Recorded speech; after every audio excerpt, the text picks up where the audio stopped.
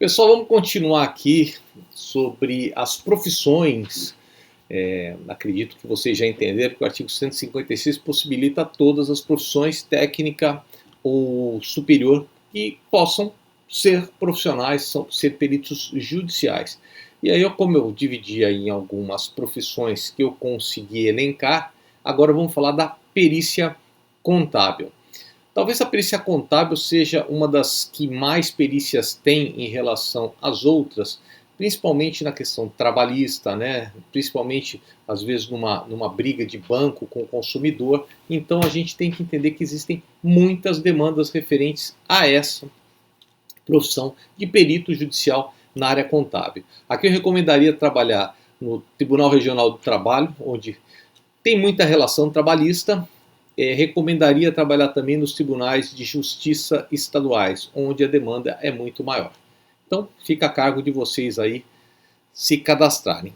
Vamos passar então para frente aqui. Perícia contábil. O que é a perícia contábil, né? Pela definição da norma brasileira de contabilidade, a perícia contábil é o conjunto de procedimentos técnicos que tem por objetivo a emissão de laudo ou parecer sobre questões contábeis mediante exame, vistoria, indagação, investigação, arbitramento, avaliação ou certificado. Vejam, né, eles englobam muitas dessas palavras e abrange muita coisa dentro da perícia contábil. Você vai poder fazer exame, a vistoria, você pode ir na empresa, indagação, conversar com as pessoas, investigar, ver o que está acontecendo. Às vezes tem algum problema numa empresa que ela está querendo diminuir imposto, essas outras coisas que eu não conheço bem a sua atividade, você tem que saber mais do que eu. Mas aqui a norma brasileira de contabilidade, ela te permite fazer esse tipo de laudo. Aí já vai, na justiça estadual, concentram-se demandas que envolvem aspectos patrimoniais, alimentares, relacionamentos comerciais e contratos de toda a natureza.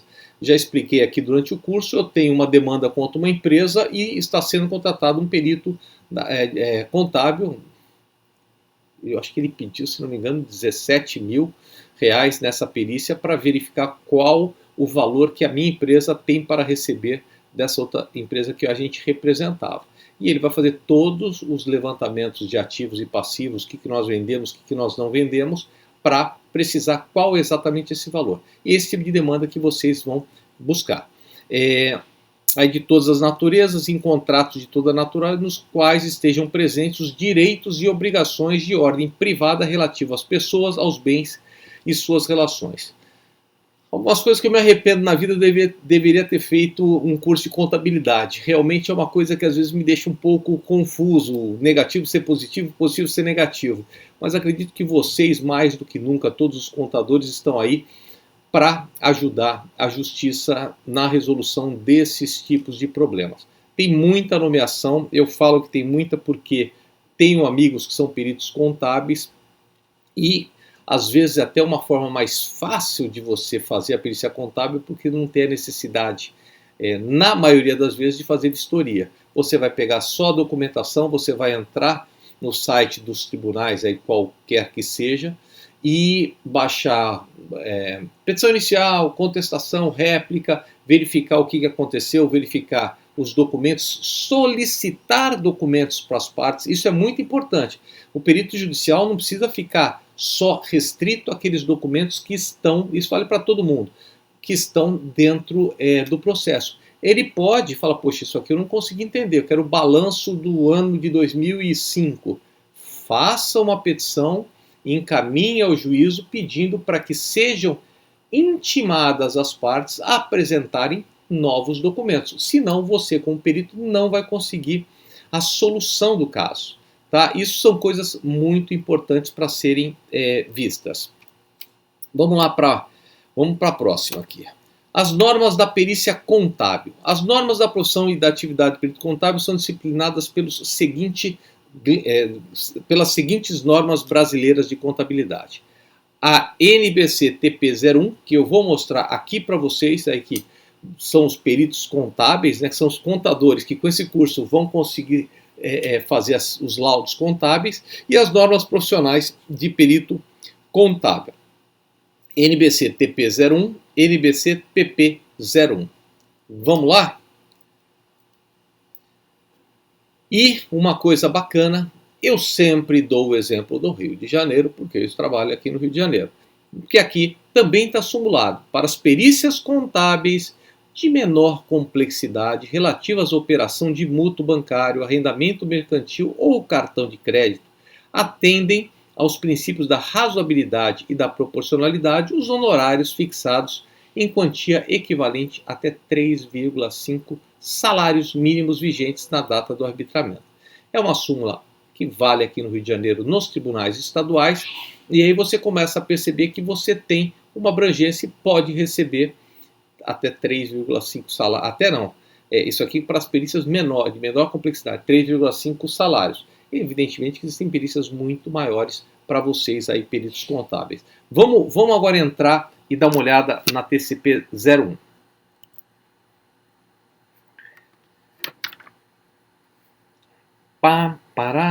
Pronto. Aqui, NBC TP 01. Isso aqui eu extraí direto do Diário Oficial, vai estar disponível para vocês no material do curso, é só entrar no Dropbox tranquilamente, baixar, também pode tirar na internet com um simples Google, mas está aqui para vocês. Norma Brasileira de Contabilidade de 19 de março de 2020, da nova redação, a NBC TP01, que dispõe sobre perícia contábil. Ou seja, esse curso está super atualizado, vejam a data. O Conselho Federal de Contabilidade, no exercício de suas atribuições legais e regimentais e com fundamento no dispositivo da linha F do artigo 6º, decreto 9.295 de 46, alterado pela lei tal, faz saber que foi aprovada em seu plenário seguinte norma de contabilidade, que fala sobre perícia contábil. Vamos analisar primeiro qual é o objetivo. Essa norma estabelece diretrizes e procedimentos técnicos, científicos a serem observados pelo perito quando da realização da perícia contábil no âmbito judicial e extrajudicial. Eu vou antecipar para vocês algumas coisas aqui.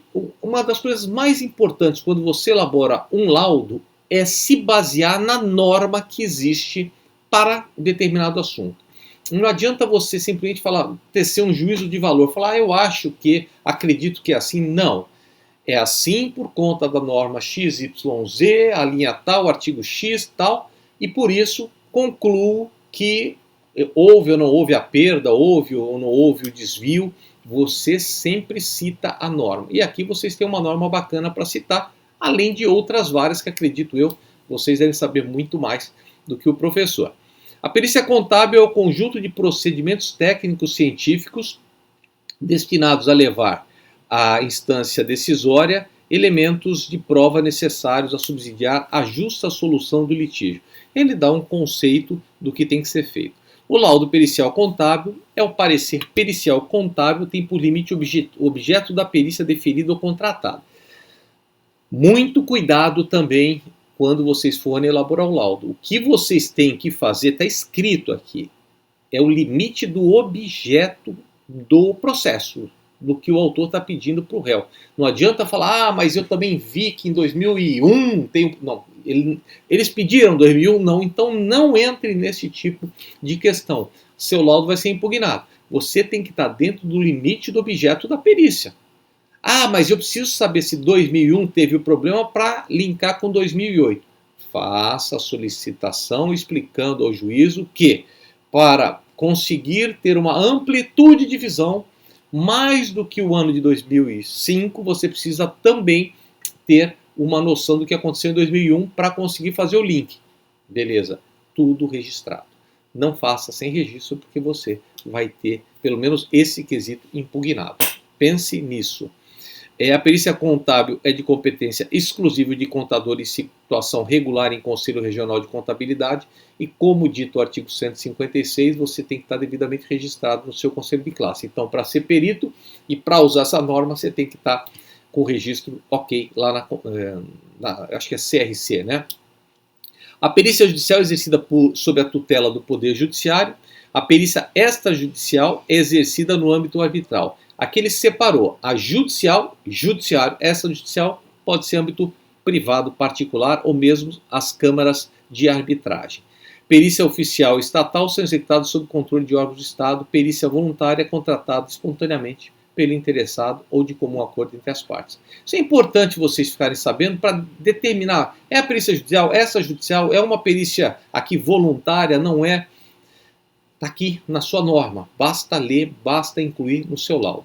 Aí, olha que bacana, aqui ele já te mostra tudo que você tem que fazer dentro de uma perícia contábil. Planejamento. Eu te falo que aqui é uma das normas mais legais das profissões que eu conheço. A do contador é uma das mais legais, ela tem quase que tudo aí explicado. O planejamento da perícia é a etapa do trabalho pericial na qual o perito estabelece as diretrizes e a metodologia a serem aplicadas. Metodologia. Os objetivos, conhecer o objeto, desenvolver um plano de trabalho, estabelecer condições para que o plano de trabalho seja cumprido, identificar potenciais problemas e riscos, identificar fatos importantes da solução da demanda, identificar a legislação aplicável ao objeto da perícia, estabelecer como ocorrerá a divisão das tarefas entre os membros da equipe de trabalho sempre que o perito necessitar de auxiliares. Lembre novamente, já falei, mas se você necessitar de um auxiliar que conheça alguma coisa mais específica do que você pode incluir na sua proposta de honorários, falar assim, olha, eu conheço a perícia contábil nesse âmbito, mas eu não conheço específico do tributário da legislação XYZ. Assim, eu preciso de um auxiliar que conheça especificamente essa norma para me auxiliar. Na sua proposta de honorários, você vai colocar discriminado e fala assim, o auxiliar, o assistente que você vai necessitar vai custar mais tanto. Professor, mas eu descobri só que eu preciso do assistente depois que eu apresentei os honorários. Já expliquei também. O que você faz? Faz uma petição ao juízo explicando que existe um fato novo que não foi considerado nos honorários anteriores. Você descobriu na hora de fazer a vistoria ou na hora de pegar os documentos e vai precisar de um assistente. Ele pode nomear o assistente ou você pode falar assim, incluir dentro da sua proposta de honorários, fazer um aditivo à sua proposta de honorários. Vamos colocar os óculos, porque senão eu não vou enxergar. Então aqui, ó, os objetivos estão bem definidos, hein? A, B, C, D, E e G. Desenvolvimento. Elaborado o plano de trabalho pericial, o perito pode convidar os assistentes técnicos para uma reunião de trabalho presencial por meio eletrônico para dar conhecimento do planejamento da execução do trabalho pericial. Tem uma faca de dois gumes, como o pessoal fala. Quando você começa a partilhar muita informação com os assistentes técnicos, eles tentam te levar cada um para o seu lado. Eu já fiz isso em algumas perícias e na maioria me dei mal. Aqui, entendo eu, que como não tem a vistoria, você vai ter que, se não tiver a vistoria, vai ter que chamar os assistentes técnicos para conversar, para ver o que eles, para dar conhecimento para eles da situação. Mas sempre com ressalvas, você é o perito, você comanda a reunião, não deixa ninguém te influenciar, você os seus olhos são os olhos dos juízes na linha de frente ali de atuação. Então é você que comanda a reunião. Não deixe, mas ele é mais experiente. Então não seja perito. Independente se é mais novo, mais velho, quanto for, você foi nomeado, você tem a boa-fé pública e é você que comanda a reunião. Não deixa ninguém entrar no meio do caminho. Ao identificar na etapa de elaboração do planejamento as diligências necessárias, é necessário considerar tal, já realizado as informações. Aqui ele vai falando o que você tem que fazer. O planejamento deve ser realizado pelo perito nomeado, ainda que o trabalho venha a ser realizado de forma conjunta. O planejamento da perícia deve ser mantido por qualquer meio de registro que facilite o entendimento dos procedimentos. E o planejamento deve ser revisado e atualizado. Isso aqui, tem que colocar algumas coisas a mais, eles colocam. Equipe técnica. Quando a perícia exigir o trabalho de terceiros, que eu acabei de falar, o planejamento deve prever a orientação e a supervisão do perito nomeado que responde pelos trabalhos por eles executados. Você nomeado, colocando um terceiro, um assistente, você é o responsável, hein? Se ele fizer uma besteira lá embaixo, aquele que você indicou, a culpa é sua. Então, fique atento, planeje e organize a equipe, gerencie a equipe. Vai ter o cronograma, você tem que fazer, evidentemente não vai ficar salvo nunca do cronograma, né? O perito deve considerar que o planejamento tem início, meio, fim, fazer um plano de trabalho. Termos e atas, sempre importante, quando você se juntar com terceiros, mesmo que seja seu assistente, mesmo que, ou os assistentes técnicos, é uma ata. com o nome de todo mundo, com CPF, RG, o CRC de todo mundo, para que, se houver algum problema, você possa justificar, falar, estava todo mundo no ato, todo mundo concordou com o dia da vistoria, todo mundo concordou com os documentos. Escreva. Existe muito mesmo.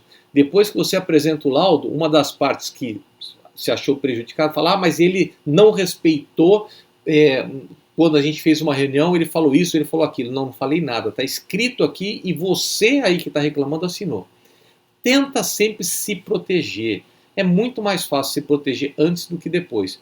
O pessoal, os assistentes técnicos estão querendo favorecer suas partes, então eles vão bater em você. Então não vale a pena correr o risco. O perito deve observar os prazos. Caso ocorra a negativa da entrega dos elementos da prova formalmente requeridos, o perito deve reportar aqui, você fez um pedido de mais documentos e aí não apareceu. Você vai se reportar diretamente ao juiz, em forma de petição, evidentemente, e narrar os fatos, falar, sem os documentos eu não consigo fechar a minha perícia. Eu tenho uma aqui no ramo da engenharia, que eu fiz uma vistoria, não coloquei a garantia de se era do autor ou do réu, foi uma falha minha, e aí eu fiz uma nova vistoria, e aí eu peticionei, falei assim, peraí, para saber quem tem razão ou não, eu quero saber quando o autor fez as reclamações, em qual data fez as reclamações, porque tudo existe uma garantia, um tempo de garantia. E agora eu estou esperando, aguardando que eles apresentem os protocolos, os e-mails para mostrar, não, realmente, ele fez a reclamação 1 ano depois da obra, ou seja, está dentro do prazo de garantia. Não, ele fez 4 anos depois. Não, está fora do prazo de garantia. Vocês entendem? Então é muito importante você sempre pedir os documentos e não esquecer de cobrar, e se não aparecer, chega no juiz, pede, que aí o juiz vai dar aquela decisão que eu tenho certeza que a parte vai apresentar ou vai perder a prova. Esse é o problema. Ele não apresentou. Item prejudicado porque o autor não apresentou o documento tal. É isso que você responde. E aí, deixa para o juiz. Nós não vamos decidir a causa, nós vamos apresentar embasamento técnico. Estrutura do termo de diligência, né? O termo deve conter os seguintes itens, identificação do diligenciado, identificação das partes, identificação profissional do perito, indicação de que está sendo elaborado nos termos dessa norma, indicação detalhada dos documentos, coisas, dados, informações, indicação do prazo do local, indicação, data e assinatura e as atas. Tudo, quando é debatido e deliberado nas reuniões realizadas pelo perito, pode ser lavrado em ata, que acabamos de falar aqui em cima, a qual será assinada pelos presentes que receberão uma via da demanda e uma das vias deve ser juntada com o laudo. Resolve o seu problema, você se garante, o que eu falei está escrito na ata. O juiz vai olhar e fala assim, o autor ou o réu aqui estão de má fé, estão querendo prejudicar o processo, porque o perito, ele consultou tudo em ata, está tudo certo, não tem objeção nenhuma e vai poder julgar, tá? Execução. Ao ser intimado para dar início aos trabalhos periciais, o perito nomeado deve comunicar às partes e aos assistentes técnicos a data e o local de indicação da produção da prova pericial contábil, exceto se fixado pelo juiz, o juiz orbital ou a autoridade administrativa. Aqui existem duas partes. O juiz pode, de ofício, falar assim, vocês vão se reunir e lavrar para apresentar as provas em tal data, aí você vai ter que ir em tal data. Ou você vai sugerir a data. Lembre que eu vou mostrar para vocês que o novo Código de Processo Civil, ele exige que a outra parte seja avisada 5 dias antes da diligência. Se você não fizer esses 5 dias antes, se você formalmente não avisar 5 dias antes, a sua prova também vai ser perdida, você vai ter que marcar a nova vistoria. Então, muito cuidado, a gente vai ter toda a legislação no curso, então você fica preparado. Tem datas aí que você precisa entender, principalmente naquele segundo módulo de trâmites judiciais, explica perfeitamente como você deve se encaminhar. Assim que formalizada sua contratação, pode o assistente técnico manter contato com o perito, colocando-se à disposição para cooperar no desenvolvimento do trabalho pericial. Vou dar uma dica. Assim que formalizada sua contratação, pode o assistente técnico do autor ou do réu manter o contato com o perito, colocando-se à disposição para cooperar no desenvolvimento do trabalho pericial. Atenção! Todo e-mail que o autor ou o réu quiserem passar para você, você sempre vai solicitar que passem também ou para o autor e o réu para todos. E quando você for enviar alguma comunicação para o autor, você não envia só para o autor, você envia para o autor e para o réu a mesma comunicação, mesmo que seja dirigida só ao autor. Quando estiver todo mundo ciente sobre tudo o que está acontecendo, não vai surgir nenhuma dúvida e nenhuma briga e nenhuma contestação em cima do seu laudo. Os assistentes técnicos têm o dever inalienável de colaborar para a revelação da verdade e comportar-se de acordo com a boa-fé e com a equidade. É difícil acontecer isso, porque você está sendo pago por uma outra parte. Você não sabe que é um assistente técnico. Está escrito que precisa ter a boa-fé, mas aí você tem que sempre tem que duvidar, porque a boa-fé é você, perito, que tem. Você vai prestar informação para o juízo. Então, muito cuidado com esse negócio da boa-fé. Os assistentes técnicos podem entregar ao perito nomeado cópia do seu parecer prévio, planilhas ou memória de cálculo, informações e demonstrações que possam esclarecer ou auxiliar o trabalho. Na maioria das vezes, o autor, quando ele sabe que ele tem o direito, ele já apresenta um parecer junto com a petição inicial. Então, o advogado dele pega já a petição, o parecer técnico de um outro contador que foi contratado por ele e já entrega junto para tentar te direcionar.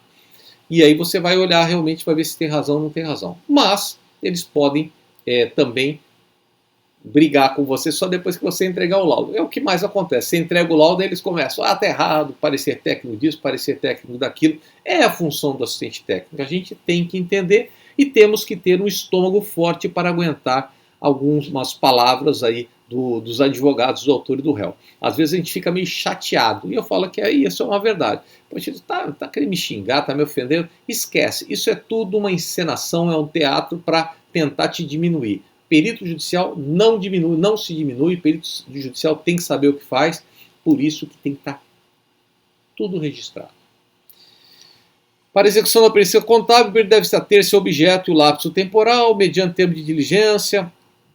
O perito pode utilizar os meios que lhe são facultados pela legislação, que são os documentos, são as provas ali das testemunhas, pode indicar para o juiz, falar, olha, tal testemunha falou no dia lá da vistoria, e eu gostaria que o senhor ouvisse, porque tem alguma coisa importante a dizer, né? A execução da perícia quando incluir procedimentos. Os procedimentos periciais contábeis visam fundamentar o laudo pericial contábil, o parecer contábil abrange total ou parcialmente, segundo a natureza e a complexidade da matéria, exame, vistoria, indagação, investigação, arbitramento. Tá. Exame, aqui é bacana, ele já está até colocando. O novo Código de Processo Civil, para você elaborar um laudo, ele já tem também um artigo específico do que o laudo tem que apresentar. Mas, como é específico da contabilidade, muito melhor. Aqui abrange muito mais detalhadamente o que você vai ter que apresentar no laudo. Fica melhor. Você já tem aqui a guia. Então vamos lá. Exame. O que é o exame? É análise de livros, registros de transações e documentos. Vamos entender as palavras. Vistoria é a diligência que objetiva a verificação e a constatação de situação, coisa ou fato de forma circunstancial. Vai lá. Indagação é a busca de informações mediante entrevista. São as perguntas que você vai fazer àquelas pessoas que você encontrar no local. Investigação, pesquisa que busca constatar o que está oculto. Esse aqui é mais difícil, é tipo CSI, né, que tem nas televisões. Arbitramento é a determinação de valores. Mensuração é o ato de qualificação e quantificação física. Avaliação é o ato de estabelecer o valor de coisas, bens, direitos, obrigações, despesas e receitas. Certificação é o ato de atestar informação obtida na formação de prova pericial. E testabilidade é a verificação dos elementos probantes juntados aos autos e confronto com as premissas estabelecidas. E aí nós vamos para o laudo pericial contábil e parecer pericial contábil. Qual que seria a diferença? Laudo e parecer. Laudo pericial é feito pelo perito judicial. Parecer técnico é feito por assistentes técnicos, tá? A grande diferença é essa. Ah, mas o assistente técnico pode elaborar um laudo pericial? Não, ele não é perito. Mas quando ele for perito, pode. Tá? Tem essas perguntas que o pessoal às vezes me faz, mas por que é laudo pericial? O que é parecer técnico? São essas diferenças. O perito nomeado ele está constituído do manto da justiça, então ele apresenta um laudo pericial. O assistente técnico, um parecer técnico. Ah, mas pode ser um laudo pericial, pode ser um laudo técnico? Pode também. Eu não gosto muito da palavra laudo técnico, prefiro parecer, mas pode. Então, laudo pericial e laudo técnico, laudo pericial, o parecer técnico são distintos. Cada um faz o seu, cada parte, né? Aí o perito e o assistente técnico vão fazer o seu. O perito nomeado, depois de protocolado o laudo, pode fornecer cópias aos assistentes técnicos. Nem vai precisar, porque eles já vão ter ciência no próprio processo. Assistente técnico não pode validar o laudo pericial quando o documento tiver sido elaborado por leigo ou profissional de outra área. Isso aqui, isso é muito importante, que eles já colocam, restringem, tem que ser contador aqui para fazer laudo pericial de contabilidade. Porque às vezes pega o economista, o administrador, achando que pode fazer o laudo contábil, não. E aí, ó, o assistente técnico não pode validar o laudo pericial quando o documento tiver sido elaborado por leigo ou profissional de outra área, devendo, nesse caso, oferecer o parecer pericial contábil sobre a matéria periciada. Tá? Muita atenção. Então, você tem que ser contador. E quando você for assistente técnico, se o perito judicial que tiver que falar sobre uma prova contábil for de outra área, você pode impugnar o laudo dele. Dica, tá? O laudo pericial contábil, o parecer pericial contábil deve ser elaborado somente por contador ou pessoa jurídica, se a lei assim permitir. A habilitação é comprovada pela certidão de regularidade profissional, aquela mesma que você vai ter que tirar para se cadastrar nos tribunais. O laudo pericial contábil e o parecer pericial são documentos escritos. Os peritos devem consignar ao final do laudo ou do parecer, de forma clara, as suas conclusões. Então, você vai ter lá primeiro o índice, né, do que você vai falar, o autor fala, o réu fala, você vai explicar sobre o assunto que você foi contratado e no final você tem que concluir. Não adianta deixar assim, mas então talvez, não é talvez. Pelo visto, nos números contábeis dos livros, tal, a prova, o valor é tanto, o valor é tanto. Mas quem tem razão? Eu não sei, eu sou perito contábil. Quem vai saber quem tem razão ou não é o juiz. Tá?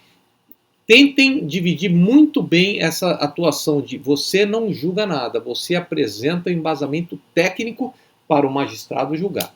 E se tiver muito bem embasado, com certeza ele já vai diretamente pegar o seu laudo, vai pegar algumas partes do seu laudo e vai concluir no despacho na decisão dele. Linguagem adotada deve ser clara, concisa, evitando o prolixo e a tergiversação, possibilitando aos julgadores e às partes o devido conhecimento da prova. É linguagem simples, tá, pessoal? Isso que ele quer dizer aqui que é linguagem simples. Tem gente que começa a rebuscar tanto, acabou isso, hein? Ninguém mais. O advogado que escreve muito, escreve besteira. A gente tem que saber escrever e ser conciso. Então, também não pode ser uma página, né? Mas você pode explicar de uma forma, tá lá, colocar os dados e tudo mais, fazer a conclusão e falar de uma forma clara. Já pensou, o juiz, ele vai olhar o laudo contábil, você vai estar começando a falar balanço, daí ele fala, pô, não entendi nada, o que você escreveu aqui? Ele vai pedir que você faça de uma forma bacana. Olha, aconteceu a prova técnica, a gente analisou, foi isso, foi aquilo, e acabou, ponto final. Tratando-se de termos técnicos, a ciência contábil deve ser acrescida dos seus respectivos conceitos doutrinários. Ou seja, se escrever coisa difícil, coloca lá o que significa. O perito deve elaborar o laudo, parecer, terminologia. A forma circunstanciada é a redação pormenorizada efetuada com cautela em relação aos procedimentos. Resumo dos autos. Eu sempre costumo colocar o resumo dos autos logo depois que eu coloco o índice. Eu coloco o que o autor falou, o objeto, né? Aí falo o que o autor falou, o que o réu falou. Vou mostrar também para vocês. E aqui são as palavras lato sensu, stricto sensu. Eu adoro isso porque eu sou engenheiro e advogado. Então, lato sensu é quando se fala de forma genérica. Todos os atos adotados pelo perito, inclusive comunicações das partes, seus assistentes, na busca de documentos, coisas, dados, informações e outros elementos de prova necessários à elaboração do trabalho. Tudo é lato sensu. Stricto sensu, o trabalho de campo na busca de elementos necessários que não estejam juntados ao lato. É estrito e lato. Aí que tem os critérios, metodologia, a conclusão, importantíssimo, 49. Poxa, é muito bem redigido isso aqui. Eu falo de conhecimento porque de engenharia não vi um tão esclarecedor como esse, tá? Os peritos devem, na conclusão do trabalho pericial, considerar formas explicitadas nos itens seguintes: omissão de fatos, conclusão pode ainda reportar-se. Aí ele vai falando aqui, ó, estrutura. Se atentem ao item 53. O laudo deve conter, no mínimo, os seguintes itens: identificação do processo, síntese do objeto da perícia, resumo dos autos. Até que eu estou sabendo um pouquinho disso aqui. Exatamente isso. Você identifica o processo, para quem vai, qual o número do processo, quais são as partes. Dá uma breve... Eu prefiro, logo depois que eu faço isso, eu coloco um índice falando. Item 1, objeto. Item 2, resumo dos autos. Item 3, análise técnica. Fica mais bacana. Mas aqui está tudo. Método científico, relato das diligências realizadas. Poxa, já estamos com a meia hora de aula, mas poxa, está muito legal isso aqui, muito mesmo. Os contadores aí, quem faz parte do CRC, se tiver alguém, parabéns, porque está muito bem discriminado. E o perito contábil, com o que eu vou ensinar na parte jurídica e se adotar esses procedimentos, faz um laudo perfeito, muito legal, que não vai ter problema na justiça. Quando se tratar de laudo pericial contábil assinado em conjunto, a responsabilidade solidária. Isso aí quando tem dois peritos, às vezes pode ter, em alguns casos, dois peritos. O juiz pode. Ele, em vez de você colocar como assistente, ele contrata um perito específico para ver aquela legislação que você não conhecia. Vocês vão assinar em conjunto ou cada um vai assinar o seu laudo. Eu sou um pouco crítico quando o juiz nomeia dois, mas quem sou eu para ser crítico a isso? Porque eu acho que precisa ter só uma conclusão. Quando tem duas conclusões, uma pode ser diferente da outra, um perito fala uma coisa, outro perito fala outra coisa, e aí de repente o juiz não consegue concluir. Então acho que é melhor sempre ter um indicado e esse indicado montar a sua equipe para apresentar o laudo pericial. É a minha visão. Vigência, essa norma tal, decreto 2015, presidente do conselho e ponto final. Tá aqui, pessoal, parabéns pela norma. Grudem nessa norma, durmam com essa norma, quem quer ser perito, imprimam essa norma, põe do seu lado, leiam todo dia que vocês vão aprender. Está tudo explicitado aqui de uma forma muito clara. Parabéns aí aos contadores. Vamos para as outras profissões. Obrigado.